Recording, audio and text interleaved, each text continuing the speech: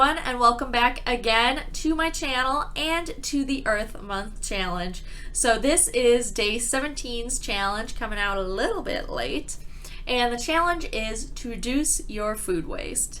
Now you can go down below. I've linked a video that I did back around Thanksgiving about how to reduce your food waste during the holiday season, and that's very important. We waste so much food, especially us Americans. We are terrible at it, especially during the holiday season. We always buy way too much food that we do not need, and half of it ends up in the trash when we don't finish all the leftovers. But it doesn't stop there. The struggle continues throughout the year with food waste. We still buy too much food. It's usually not huge amounts, but it adds up every time.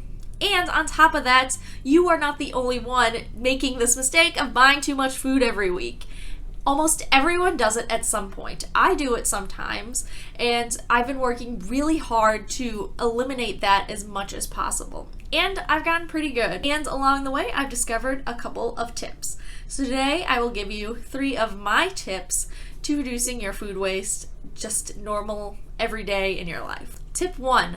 Plan ahead. I often plan out meals for a week just ahead of time. I will also meal prep a little bit, usually just lunches, and then breakfast is pretty light, and every day I'll usually make dinner, and I'll make enough so we have a day or two of leftovers. I'm not even joking when I say it maybe takes me 10 to 20 minutes extra work every week to sit down, see what coupons I have, see what's on sale at the grocery store, and decide, okay, this is what we're going to have for meals for the week, and decide ahead of time. And after that, I will take a little bit of time to meal prep, usually maybe an hour or two, depending on what I'm meal prepping. And usually it's just lunches, so in the morning we can make breakfast, grab our lunch, head out the door. It also eliminates those nights where you're like, what should we have for dinner? Because it's already planned. Either you already know what you're going to make ahead of time, or you have leftovers to warm up.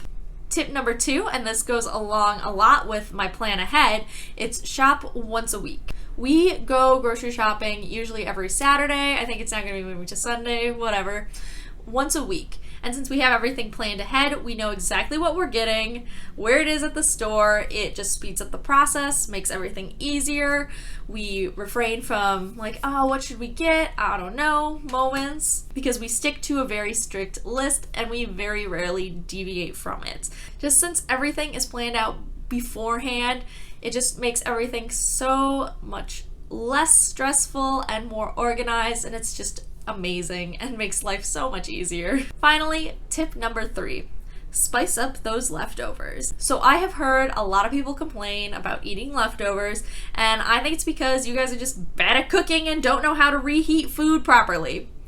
Most of you just toss it into the microwave for 2 minutes, leave it, forget about it, and come back like 3 minutes later, and then you wonder why it doesn't taste any good. If you want to have successful and delicious leftovers the day after, even 2 days, sometimes even 3 days after, you need to remember spices. Spices is the big one.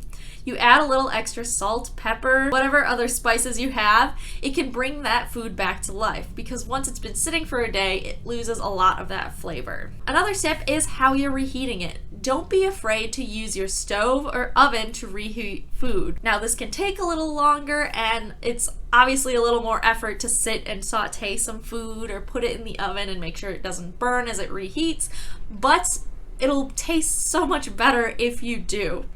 And if you don't have a lot of time and would like to use the microwave, the key to successfully using the microwave is cook in increments. I know you don't listen to those directions on the box, but you really should. It's why your food doesn't taste any good. For most foods, a good 30-second increment is good, and then make sure you mix it up afterwards or flip it, whatever kind of food it is, Just don't leave it in there for 2 minutes straight and forget about it. Heat it up slowly, and this will keep you from overheating it, making food rubbery and destroying the texture. It'll just make it so much tastier. Trust me, these small changes will do wonders for your leftovers. For now, I will leave you with just those tips. There are plenty more online, and people who are full zero waste of everything have some amazing techniques that they use to completely get rid of food waste. I am definitely not an expert yet, but I have had quite a bit of experience learning how to do better at this,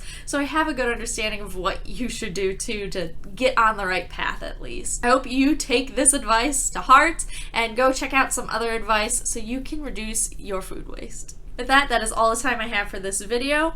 Thank you for watching, and I hope you enjoyed. And if you did, make sure to leave a like down below, that way I know. And also subscribe to the channel to join the journey to living more sustainably. If you'd like to keep up on my own journey to living more sustainably in between episodes, you can also follow me on Facebook, Instagram, and Twitter, which are all linked down below. Thank you again so much for watching, and I'll see you guys next time.